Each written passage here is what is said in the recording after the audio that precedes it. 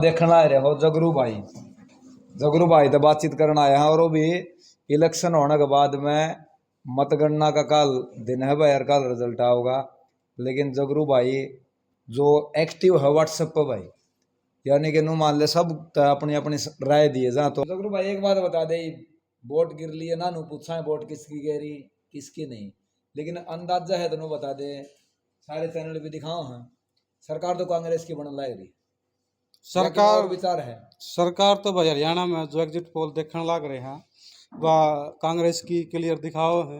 तो पूरा हरियाणा की तो नहीं बता सकते, बाकी जो अपना बुआनी खेड़ा हल्का है वो कांटे की टक्कर है।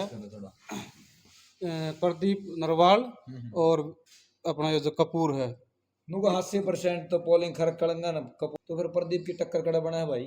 भाई साहब जो 80% पोलिंग खरक कलंगा ने करी है नरवाल के उसमें अपने कपूर के पक्ष में, वह बिल्कुल सही है। लेकिन सिर्फ खरक और कलंगा थोड़ी एमएलए बना सके है। यह एक मिथ्या बात थी कि खरक और कलंगा दामन खाप एमएलए बना देंगी। अगर हम तथ्य पर जावा तो खरक और कलंगा का सिर्फ हाथ में एमएलए बनाना नहीं है भाई साहब। उसका कारण मैं आपने समझा दूं हूँ।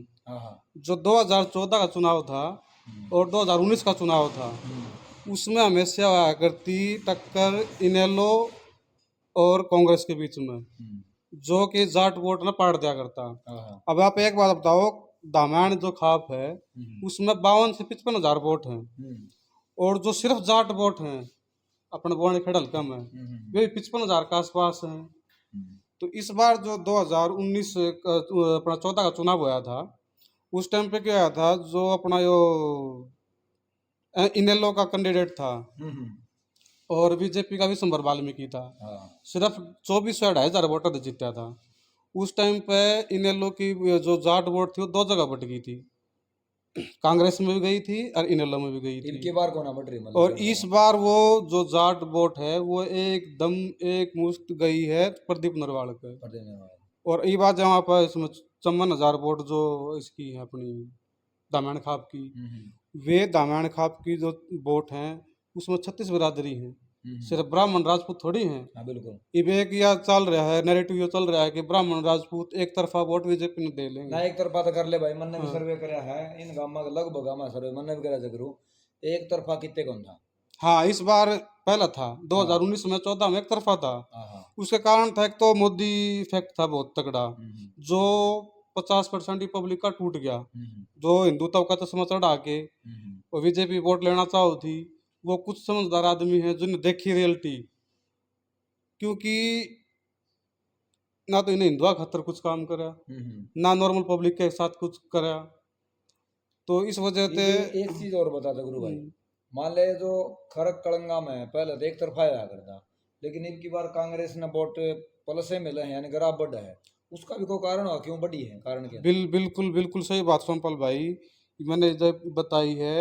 जो अपना 10 साल तक था हिंदुत्व का चश्मा चढ़ा रखे है, और 80% पब्लिक का चढ़ भी रहा है, आज भी चढ़ रहा है। खरे अपना दामन खाप में जो जनरल कास्ट का आज भी चढ़ रहा है, अलग अलग वो है, थोड़ा अपन उस पर नहीं जाएंगे।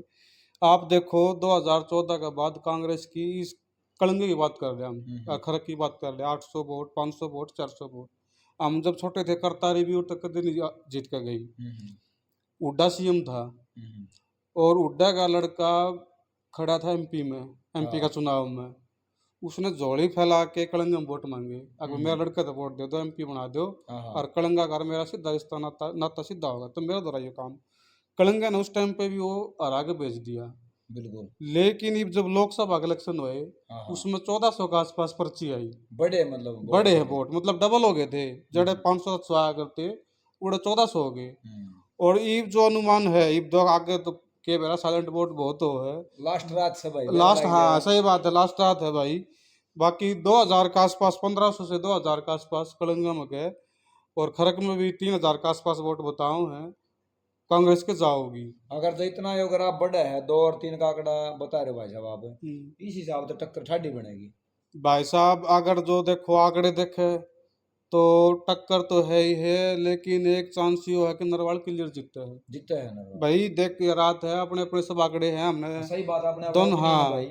जो हम कल एक कमरे में बैठ के कौन ही हमने भाई दोस्तों फोन भी करे हैं, बाहर गाँव में भी गए हैं एक दो जगह, रिश्तेदारियां में फोन करके पूछे उड़े भी गए हाँ। तो अब जिस तरह उस दिन गए थे बुआनी खेड़ और 2-3 गाँव हम घूमे हाँ, तेरे साथ घूमे हाँ। तो आप एक किसी अपक्ष नहीं लिया जो आंकड़े दिखाए हैं, हमारे हिसाब से कांग्रेस लीड करेगी बुआनी खेड़ा में इस बार।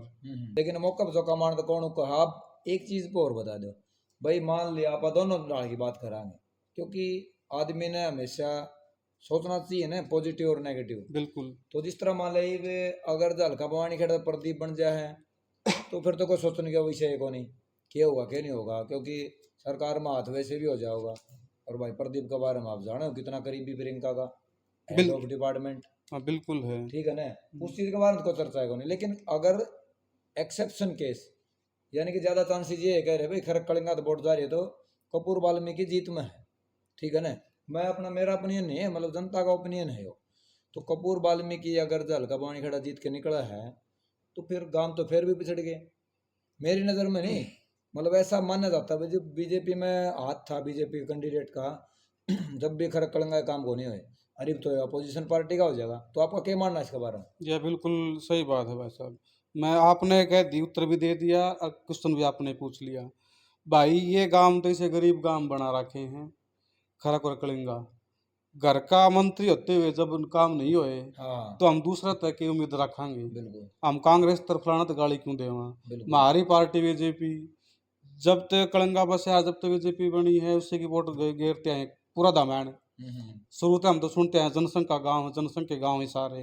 हाँ बात रही अगर कपूर जीत गया उड़ते तो आप मानो या ना मानो कपूर जीतन का सहरा नहीं बंदा आखिर कलंगा पे।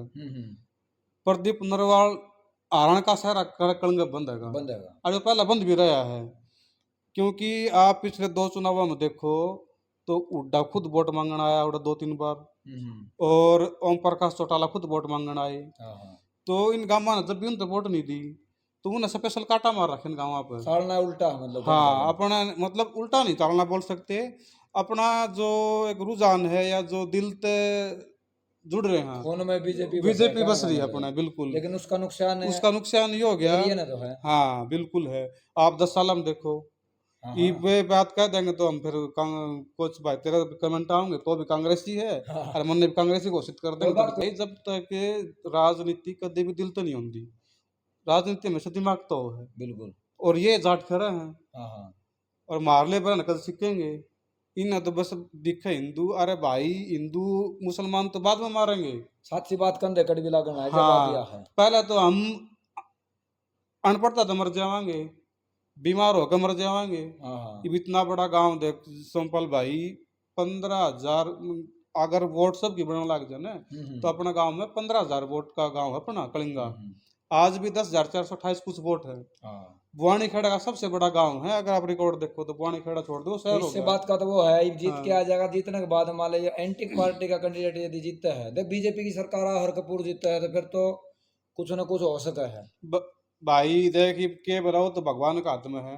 हमने तो आज छोड़ दी बीजेपी तो क्योंकि हमारा घर का एमएलए होते हुए मंत्री होते हुए बीजेपी सरकार होते हुए जब नहीं होया। आप अगर आपने तो खूब कवर करे हैं 3 स्कूल गांव में, ना तो स्टाफ है, लड़कियां का स्कूल की इतनी बुरी हालत है बैठ भी नहीं सकती, धूप में लड़की नहीं बैठ सकती।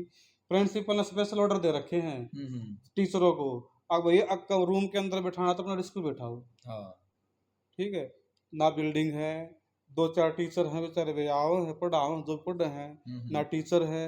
आप पानी का प्रबंध देखो गांव में जीरो है, शिक्षा का जीरो है, स्वास्थ्य का तो हरियाणा में ऐसा पहला निर्मल आदर्श गांव कलिंगा जो माननीय स्वर्गीय अपने राष्ट्रपति एपीजे अब्दुल कलाम द्वारा घोषित किया गया निर्मल आदर्श गांव। उस आदर्श गांव में एक जच्चा बच्चा के अंदर नहीं है। इससे शर्म की बात इस 3 पंचायतों के लिए क्या होगी, और इससे शर्म की बात उस मंत्री के लिए बीजेपी के लिए क्या होगी। इतने बड़े गांव में एक जच्चा बच्चा के अंदर 10 साल मतलब इतना नहीं कर सके, 10 साल में इतना नहीं कर सकते। और पता नहीं कि हमारे गांव के आदमी जो है क्यों अंधभक्त बन के बैठे हैं, क्यों वोट देते हैं, ना तो उनके बस चाय में बिस्कुट कर दिया तो कलिंगा ने बदलाव नहीं मेरे को लगता नहीं भाई सोमपाल भाई कलिंगा बदलाव करेगा। बुआनी खेड़ा बदलाव हो सका है, नरवाल जीत सका है।